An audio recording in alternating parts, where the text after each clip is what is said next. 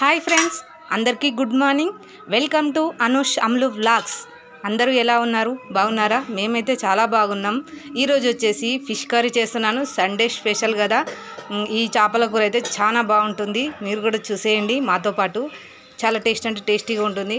చూడండి, బాండి పెట్టేసిన, ఆయిల్ వేసిన, అందులో నేను మెంతులు వేస్తున్నాను. ఇది నా స్టైల్లో చెప్తున్నాను ఫ్రెండ్స్. మీరందరూ ఎలా చేస్తారో కామెంట్లో చెప్పండి.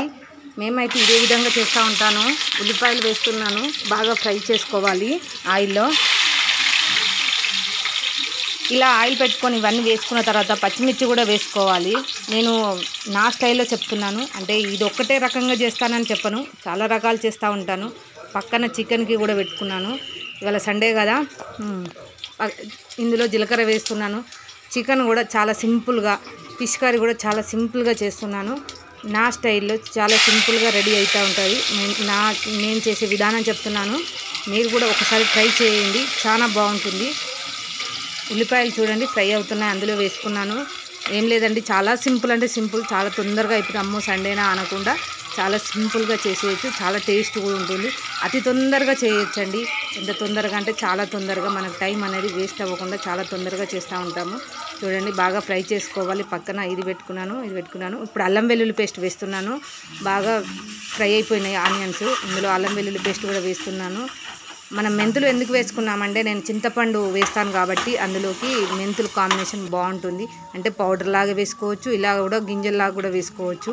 నేనైతే ఇలా ఆయిల్లోనే వేస్తూ ఉంటాను. ఇందాకనే పసుపు కూడా వేసుకున్నాను, కలుపుకున్నాను. ఫిష్ చూసారు కదా, ఫిష్ ఇలాగే వేస్తాను నేను. అంటే నేను చేసే విధానంలో చూపిస్తున్నాను. ఎందుకంటే ఆయిల్లో కొంచెం ఫ్రై అవ్వాలి ఫిష్ అనేది, అప్పుడే టేస్ట్ బాగుంటుంది. నీచు వాసన అనేది రాదు. డైరెక్ట్ మనం పులుసులో కనుక వేస్తే నీచు వాసన వస్తుంది. ఇలా చేస్తే కొంచెం బాగుంటుంది. అంటే ఇది విరగకుండా చేయాలి, విరగకుండా మనం తిప్పుకోవాలి. అందుకే కొంచెం పెద్ద బాండీలో అయితే ఇలా బాగుంటుంది. నేను చేసే విధానం చెప్తున్నాను ఫ్రెండ్స్. ఇందులో కూడా అల్లం వెల్లుల్లి పేస్ట్ వేస్తున్నాను. చికెన్లో ఆనియన్ ఫ్రై అయిన తర్వాత ఇందులో కూడా పసుపు వేస్తున్నాను. ఇది చికెన్ నేను ఇంకా చాలా రకాలు చేస్తాను. ఇది ఇప్పుడున్న టైం బట్టి నేను చాలా సింపుల్గా చేస్తున్నాను. చూడండి, ఇది ఇందులో వేసుకొని బాగా కలుపుకోవాలి. కలిపిన తర్వాత మూత పెట్టేసిన. ఇంకా ఫిష్ దగ్గరికి వద్దాము. ఫిష్ కూడా చూడండి, ఒక సైడు ఆయిల్లో ఫ్రై అయింది. ఇంకా చిన్నగా ఒక గంట తీసుకొని దాన్ని సింపుల్గా మెల్లగా తిప్పుకోవడమే. చూడండి, ఏమీ విరగదు, ఇప్పుడే వేసినాం కాబట్టి చాలా బాగుంటుంది.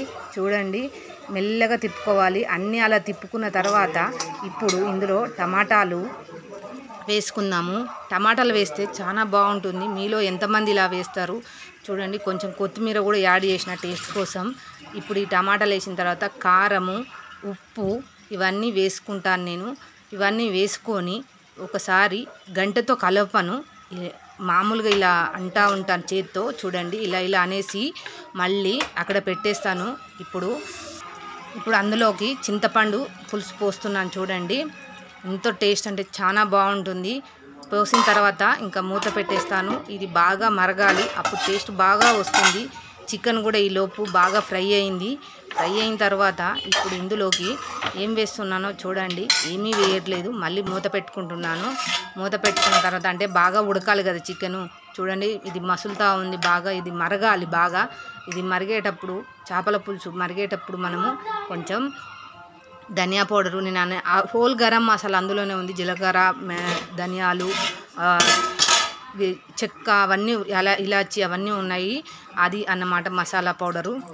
దాంట్లో నేను అది కూడా చూపిస్తాను, నేను మసాలా ఎలా చేసి పెట్టుకుంటాను అనేది. అది ఒక స్పూన్ వేసాను. అది వేసిన తర్వాతనైతే వాసన అయితే గుమగుమలాడిపోతుంది. మా పిల్లలైతే అస్సలు ఇంకా ఎప్పుడెప్పుడు అన్నట్టు ఎదురు చూస్తూ ఉన్నారు. చూడండి, బాగా ఇలా మామూలుగా అనాలి అంతే, అంత బాగా అనకూడదు, కలపకూడదు అస్సలు.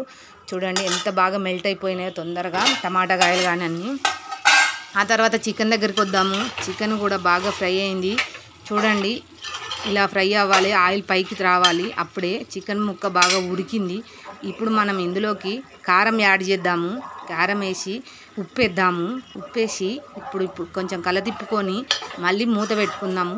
ఒక 5 మినిట్స్ ఉడికిన తర్వాత మళ్ళీ ఇప్పుడు ఫిష్ అనేది మరుగుతూనే ఉందండి. పక్కన చూసుకున్నాను ఒకసారి. ఇప్పుడు ఇందులో చికెన్లో కొంచెం వాటర్ యాడ్ చేశాను. వాటర్ వేసిన తర్వాత ఇంకా ఫిష్ దగ్గరికి వచ్చేసి ఆ చికెన్ అయితే మూత పెట్టేసిన, ఫిష్ దగ్గరకు వచ్చిన. ఫిష్ దగ్గర మాత్రం ఇంకా రెండు ఒకటి పక్క పక్కనే కదండి, అందుకే చూపిస్తున్నాను రెండు చేస్తున్నాను అని చెప్పి. చూడండి ఫిష్ బాగా ఉడికింది. అందులో చింతపులుసులో ఇదంతా బాగా చూడండి ఇలా కలుపుకోవాలి ఎవరైనా, ఎందుకంటే ఫిష్ అనేది విరగకుండా ఉండడానికి. చాలా సింపుల్ అండి ఫిష్ కర్రీ. ఈ చికెన్ మటన్ కంటే చాలా సింపుల్ ఫిష్ కర్రీనండి. ఇందులో చూడండి కొత్తిమీర వేశాను, కొంచెం లైట్గా పుదీనా కూడా వేశాను. ఇంకా మూత పెట్టేసుకున్నాను. ఇంకా అయిపోయినట్టే ఫిష్ కర్రీ, ఇంకా పక్కకు పెట్టేసుకోవడమే. ఇంకా చికెన్ అయితే ఇంకా ఉడుకుతుంది చూడండి.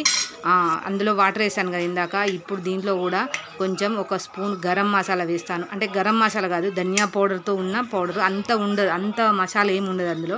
ఇంకా కొత్తిమీర పుదీనా వేసేసి